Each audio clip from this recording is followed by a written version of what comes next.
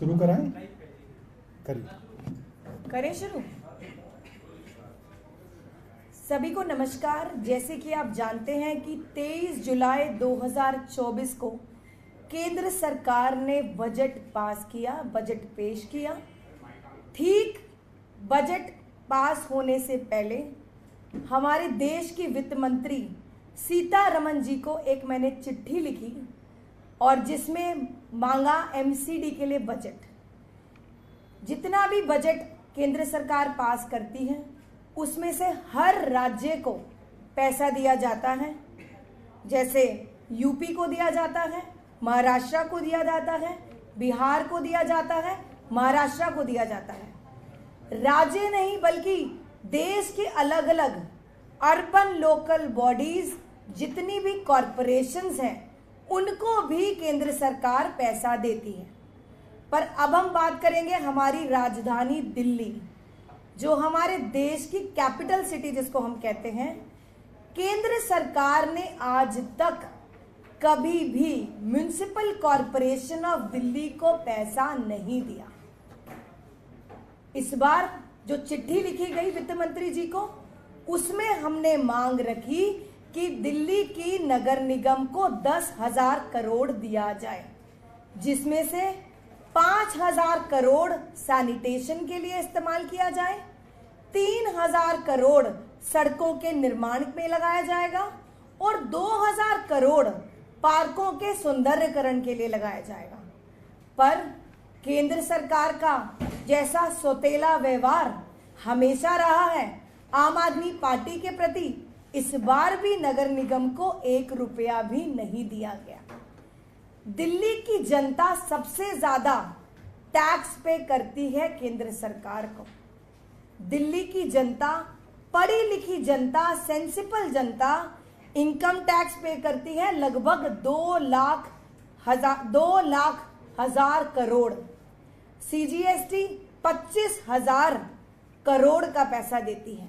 जब दिल्ली की जनता जिम्मेदारी से केंद्र सरकार को टैक्स जमा कराती है तो केंद्र सरकार जिम्मेदारी से दिल्ली की जनता के लिए, दिल्ली की जनता के कामों के लिए, दिल्ली के विकास के लिए, दिल्ली के सौंदर्यीकरण के लिए, दिल्ली की साफ सफाई के लिए ये पैसा क्यों नहीं दे रही। मैं आज इस मीडिया के माध्यम से एक बार फिर गुजारिश करूंगी भारतीय जनता पार्टी शासित केंद्र सरकार, हमारे वित्त मंत्री सीतारमण जी से कि एमसीडी के लिए भी पैसा दें।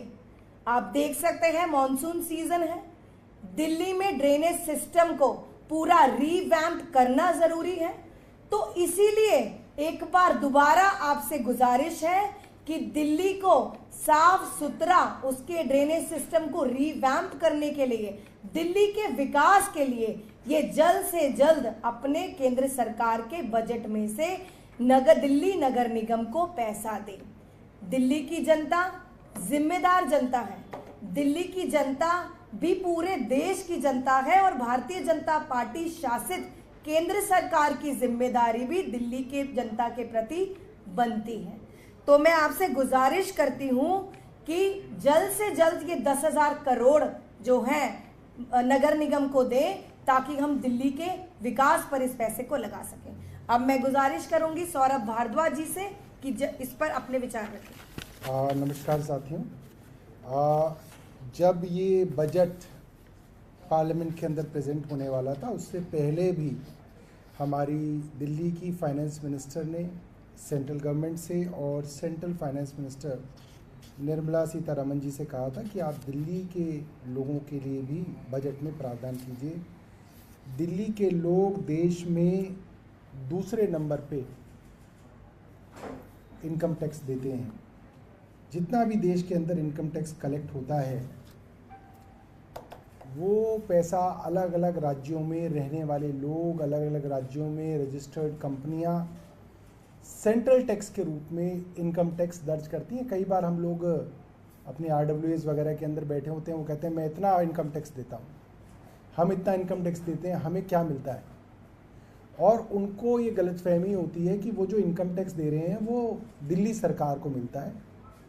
तो मैं आप लोगों के माध्यम से सब लोगों को बताना चाहता हूं जो अपने इनकम टैक्स को देने के ऊपर कई बार जो है हम पे भी रोक जमा रहे होते हैं कि हम इनकम टैक्स देते हैं, वो सारा का सारा इनकम टैक्स करीब करीब 2,07,000 करोड़ रुपया सालाना दिल्ली का इनकम टैक्स सीधा सीधा केंद्र सरकार के पास जाता है। अब इनकम टैक्स अगर पूरे देश का केंद्र के पास जाता है तो तरीका ये होता है कि अब उस पैसे को वापस राज्यों के अंदर डिस्ट्रीब्यूट किया जाए ताकि वहां पे विकास कार्य हो सके। तो वैसे तो दिल्ली का हक बहुत होना चाहिए, जैसे शैली जी बोल रही हैं 10,000 करोड़, क्या उससे भी ज़्यादा होना चाहिए। मगर अगर हम इनकम टैक्स को ना भी देखें तो भी देश में जितनी भी अर्बन लोकल बॉडीज़ हैं, यानी कि अगर महाराष्ट्र के अंदर अर्बन बॉडीज़ को हम देखें तो वहाँ महाराष्ट्र में जो बड़े बड़े शहर हैं उसके अंदर अर्बन बॉडीज़ हैं, जैसे बॉम्बे हो गया, पुणे हो गया, नागपुर हो गया। मध्य प्रदेश के अंदर इंदौर हो गया, भोपाल हो गया, ग्वालियर हो गया। अलग अलग राज्यों के अंदर अर्बन बॉडीज़ हैं और उन अर्बन बॉडीज़ के अंदर कितने लोग रहते हैं, कितनी पॉपुलेशन है, उसके हिसाब से central government urban local bodies को ग्रांट देती है। मैं इनकम टैक्स की बात नहीं कर रहा, मैं सिर्फ वो हक मांग रहा हूं जो एमसीडी को अर्बन लोकल बॉडी होने के नाते केंद्र सरकार को देना चाहिए। आपको याद होगा पिछले साल जब ऑर्डिनेंस केंद्र सरकार लाई और सुप्रीम कोर्ट की जजमेंट को पलटते हुए केंद्र सरकार कानून लाई तो इतनी बड़ी बड़ी बातें दिल्ली के बारे में लिखी कि साहब दिल्ली देश की राजधानी है, दिल्ली सिर्फ दिल्ली वालों की नहीं है, दिल्ली पूरे देश की है, दिल्ली पे केंद्र सरकार का भी पूरा हक है, दिल्ली के अंदर अगर कुछ होता है तो उससे पूरी अंतर्राष्ट्रीय कम्युनिटी के ऊपर इफेक्ट होता है, दिल्ली की छोटी न्यूज़ भी जो है इंटरनेशनल न्यूज़ बनती है। इतनी बड़ी बड़ी बातें लिखी केंद्र सरकार ने दिल्ली के बारे में, क्यों? कि दिल्ली के अंदर किस तरह से टांग फंसा दी जाए। भाई जब आपने दिल्ली को इतनी बड़ी उसकी वैल्यू बनाई कि केंद्र सरकार किसी तरीके से अपने एलजी को पावर वहां दे दे, तो कुछ पैसा भी तो दो। सिर्फ बातों से काम तो नहीं चलता, बल्कि आपको तो दिल्ली को और स्पेशल ट्रीटमेंट देना चाहिए। मगर अगर स्पेशल ट्रीटमेंट ना भी देखें तो अर्बन लोकल बॉडीज को जो फंड केंद्र सरकार 5 साल में देती है, टोटल ग्रांट 2021 से 2026 तक है 1,21,000 करोड़ रुपया पूरे देश को अर्बन लोकल बॉडीज को जो ग्रांट दी जाती है। 2011 के सेंसस के हिसाब से इसको कैलकुलेट किया जाता है। 2011 के सेंसस के हिसाब से देश के अंदर जो अर्बन पॉपुलेशन है, शहरी जनसंख्या जो है वो है करीब 37.7 करोड़। ये देश की अर्बन पॉपुलेशन है। दिल्ली की पॉपुलेशन, अर्बन पॉपुलेशन वो है करीब 1,63,00,000। दिल्ली के अंदर 1,63,00,000 की अर्बन पॉपुलेशन मानी गई 2011 के सेंसस के अंदर। और अगर उस हिसाब से देखा जाए तो प्रति व्यक्ति अर्बन लोकल बॉडीज को जो पैसा दिया जा रहा है केंद्र सरकार की तरफ से वो है 3211 रुपये प्रति व्यक्ति। 3211 रुपये प्रति व्यक्ति केंद्र को ग्रांट देना चाहिए। और उस हिसाब से दिल्ली का जो ग्रांट बनता है 1,63,00,000 की शहरी आबादी के हिसाब से वो बनता है 5,243 करोड़ रुपया।